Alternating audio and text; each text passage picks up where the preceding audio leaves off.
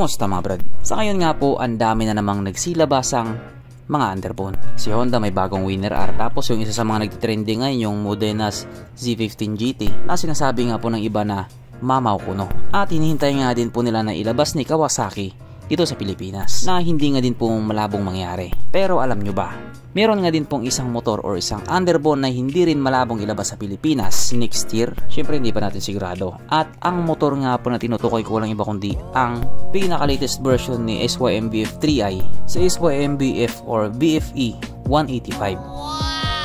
Kung yung previous version nga po ay pogi na, eto mas pinapogi pa. Hindi po natin may tatanggi na ang lakas ng dating niya. At para nga din po doon sa mga hindi nakakalam, itong brand na ito ay quality din talaga.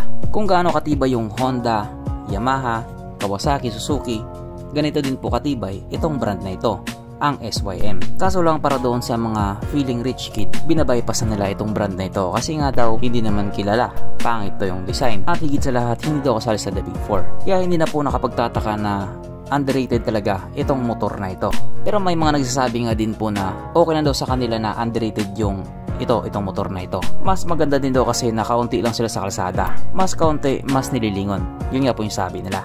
At kapag nangyari nga po na nilabas na ito sa Pilipinas, itong bagong version ng SYM BFE or BF 185, panigurado maganda talaga yung magiging laban. Syempre lalabas na rin ni Honda yung kanilang Winner R. Si Suzuki lalabas na rin yung kanilang bagong Raider na parang camel.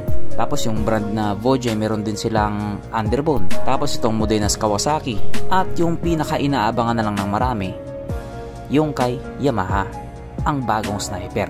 Mas nakaka-excite kasi kung ano na yung magiging bagong itsura niya. For sure hindi rin yan sila magpapatalo. Pero ang sureball nga po na isa sa mga abangan natin ay itong SYM BFE 185 na panigurado magbibigay talaga ng sakit ng ulo sa mga katunggalin niyang underbone. At kapag nagkataon, marami na naman ang iiyak. Pero kahit nga po ganun, wala pa din tayong bounce cave pa eh.